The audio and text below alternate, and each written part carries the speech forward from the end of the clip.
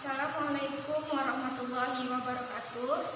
Baiklah anak-anak ibu, untuk pertemuan pertama kali ini kita akan membahas mengenai bab ketentuan sholat sunnah rawatib.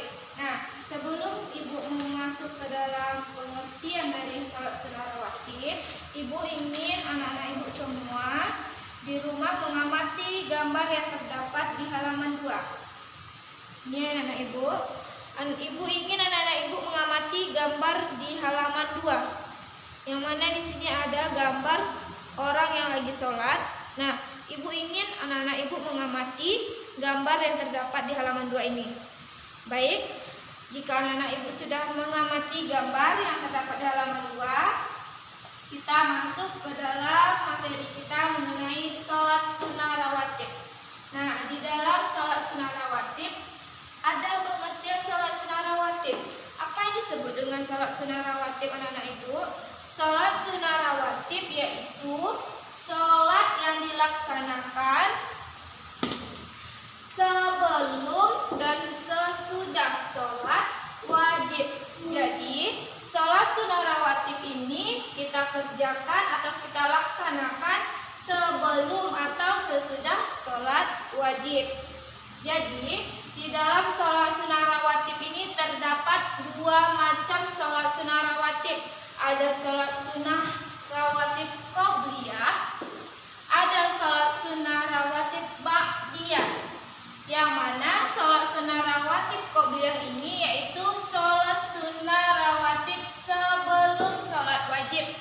Apa-apa aja sholat yang terdapat di dalam sholat sunnah rawatib? Sholat wajib yang terdapat di dalam sholat sunnah rawatib qobliyah atau sholat sunnah rawatib sebelum, yaitu terdapat sholat subuh, sholat zuhur, dan juga sholat asar. Nah, dari sholat sunnah rawatib qobliyah ini terdapat 3 sholat wajib yang sebelumnya kita lakukan. Nah, di sini ada juga sholat sunnah rawatib ba'diyah sesudah. Sholat wajib yang terdapat di sholat sunnah rawatib ba'diyah atau sesudah ini ialah yang pertama ada sholat zuhur, maghrib, dan juga isya.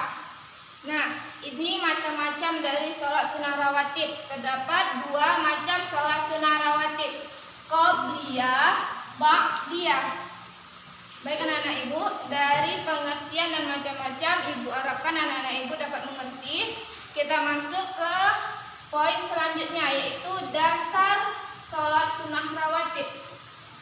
Apabila kita sudah membicarakan mengenai dasar, berarti kita membicarakan mengenai hukum. Hukum dari sholat sunnah rawatib.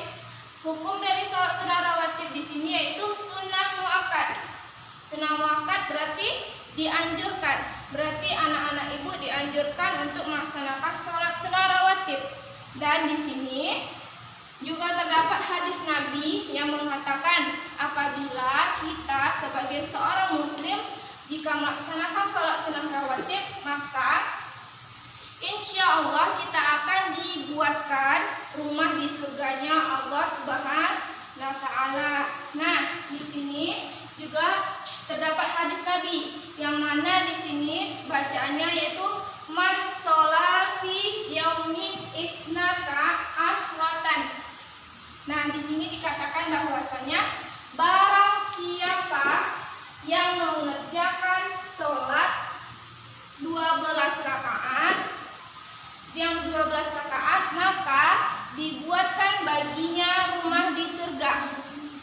Dibuatkan rumah baginya di surga, yaitu 4 rakaat sebelum zuhur, 2 rakaat sesudahnya, 2 rakaat sesudah maghrib, 2 rakaat sesudah isya, dan 2 rakaat sebelum subuh.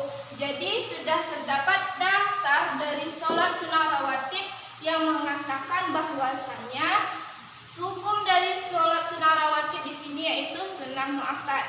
Dan juga ada penguat dari hukum tersebut yang mana terdapat hadis Nabi yaitu hadis dari riwayat Tirmizi. Nah, ini bunyi dari hadis tersebut. Baik anak-anak ibu, sudah ibu jelaskan mengenai sholat sholat sunnah rawatib, terdapat pengertian dari sholat sunnah rawatib itu sholat sunnah yang dilakukan sebelum dan sesudah sholat wajib. Dan juga terdapat macam-macam dari sholat sunnah rawatib. Terdapat 2 macam sholat sunnah rawatib, qobliyah dan ba'diyah. Dan terakhir Ibu sudah menjelaskan mengenai dasar dari sholat sunnah rawatib. Jika kita sudah membicarakan mengenai dasar, maka di situ sudah ditanyakan apa hukum, dan hukum dari sholat sunnah rawatib di sini yaitu sunnah muakkad. Baik anak-anak Ibu, dari materi mengenai ketentuan sholat sunnah rawatib yang sudah Ibu jelaskan, Ibu harapkan kepada anak-anak Ibu untuk dapat mengerti dan paham mengenai bab ini. Dan untuk mengenai pekerjaan rumah anak-anak Ibu ingin anak-anak Ibu mengerjakan latihan yang terdapat di buku paket kita di halaman 8. Di sini terdapat latihan untuk anak-anak Ibu kerjakan di rumah, objektif dari 1 sampai 10, dan kita kumpulkan untuk pertemuan minggu depan. Baik anak-anak Ibu, sekian penjelasan Ibu mengenai materi sholat sunnah rawatib. Ibu akhiri dengan Assalamualaikum warahmatullahi wabarakatuh.